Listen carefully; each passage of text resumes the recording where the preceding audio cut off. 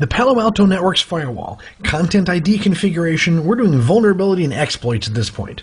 So all the fun things that might be coming into our network, trying to abuse our systems on there, we're going to see how we can bag them and snag them and tag them and get rid of them.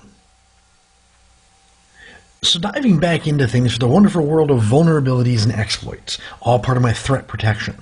So first thing I want to do for any of this is check and make sure that I am licensed for it.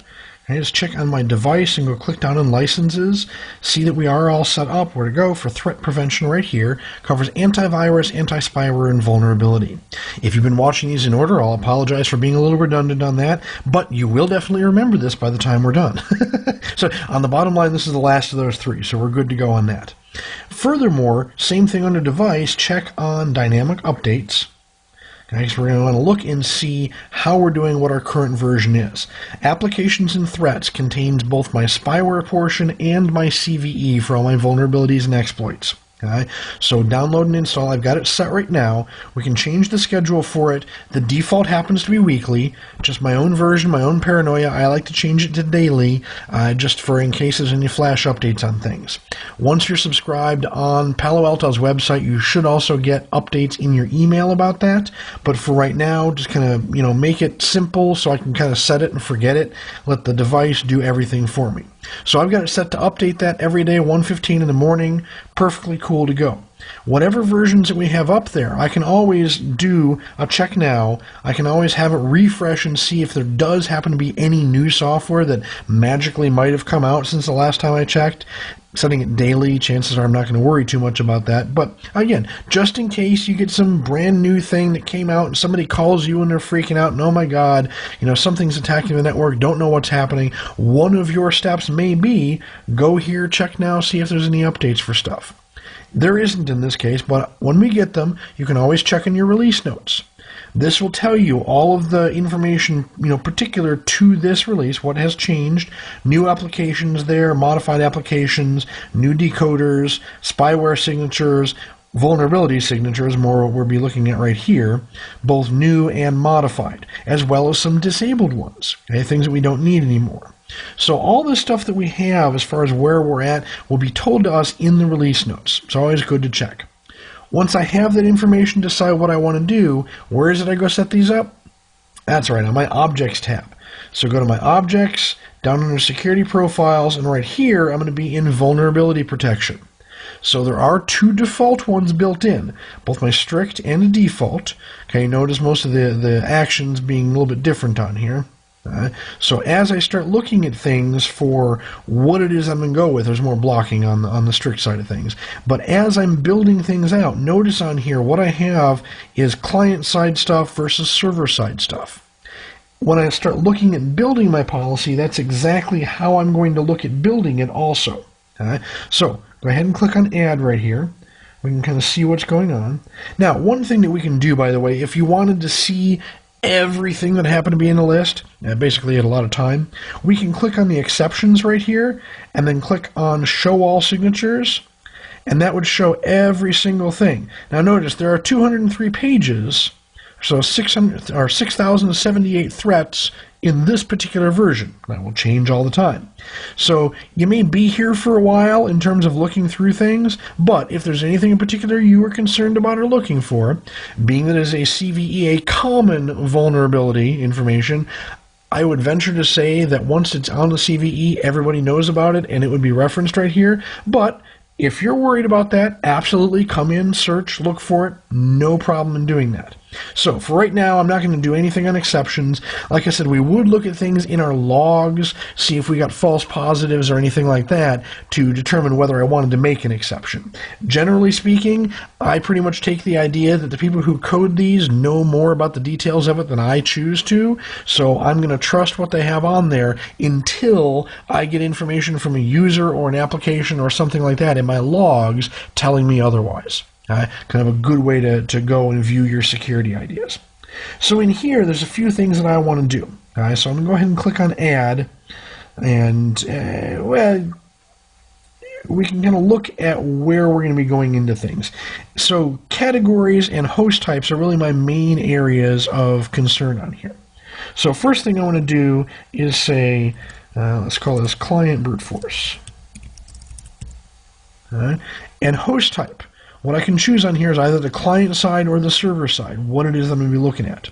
So pick one for it, and I can do packet capture if I want to. I can tell what my action is, but we'll get there in a second. And then I can pick my categories. So categories will be based on brute force, code execution, command execution, denial of service, information leakage, buffer overflows, scanning, whether port scanning or host scanning, or SQL injection ideas. Okay? So these are the things that I want to kind of choose and determine what I'm going to be going with. So brute force, like I said, is what I'm looking for first, and I want my action to be block.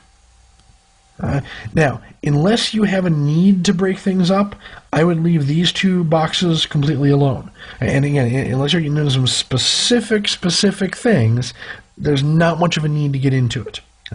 So pick your type, pick what you want. You can pick your severity if you want. In my case, for brute force, I'm going to go ahead and put any of them on there.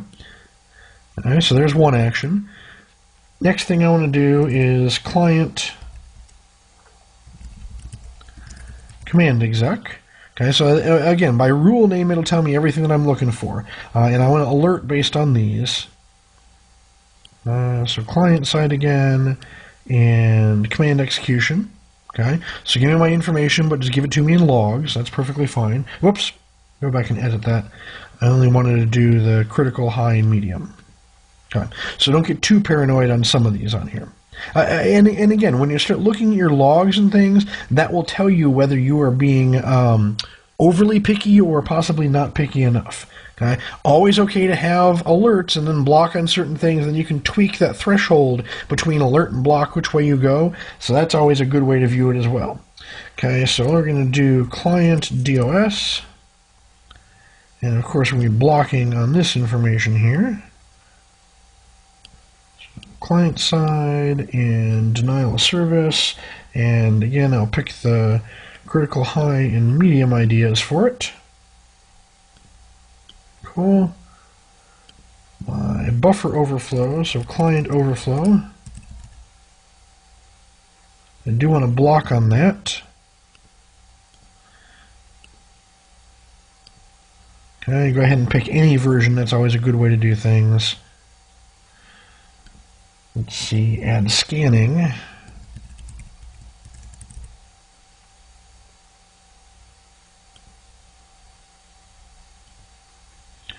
And we'll block. So client side, scan. This one I just want to do the critical, high, and medium. Okay, shouldn't be a big deal. Add a client SQL.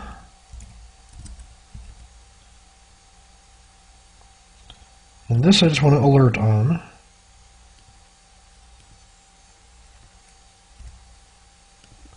So client side, here's my SQL injection, and pick the top three again.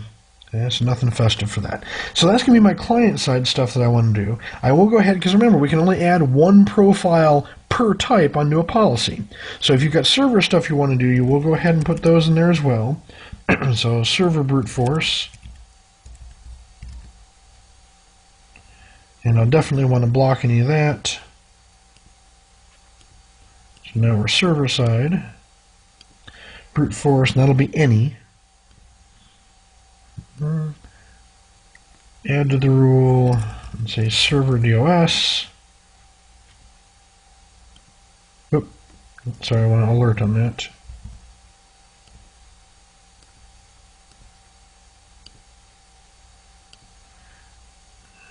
Because chances are my servers aren't actually launching any denial of service, but in case anything happens that they suddenly are, I definitely want to know about it. Right? So, and last one, well, I do want to name this, but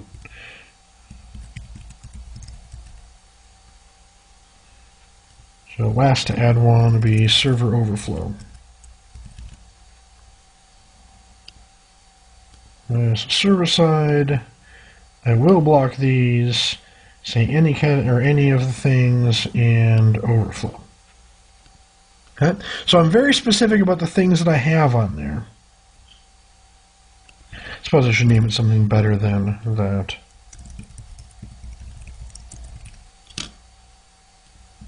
There you go, my invulnerability rule. So click OK. I can scroll down, kind of see what I have. I've got 9 rules in there. It tells me exactly what's going to be going on. I'm not doing packet capture for any of them, but that's just kind of fairly straightforward. After I've built my policy here, go over to my policies. And I'm going to make it simple since I have a couple on here already. Click on one of those. We're going to pull this up, and I can say vulnerability protection, and there's my new rule. So I have the information for it. Go ahead and click on OK. And now I see the third icon added there. I'm actually good to go for that. So my vulnerabilities and stuff on here. Okay, so this is my new version of the Content ID. So what we were, vulnerability and exploits. Now, as you recall, we had over 6,000 different things on there. So if we wanted to see them, that would be in the exceptions. Once we're in the policy anyway, and just click on Show All. And we get to see all those things in there to cruise between. There's a whole lot of information to it. Always certainly check the release notes as we went, but you saw how we did both the license and the updates to both check on it and set our schedule for things, make sure that we have the current version of all that stuff, then went ahead in and set our profile up, and then added to policy. So fairly straightforward, plain and simple, and we will now protect all of our traffic that we have allowed anyway. We'll protect the stuff by updating and enhancing our policy and making sure that these vulnerabilities and exploits don't affect our systems. I hope this has been informative for you, and I'd like to thank you for viewing.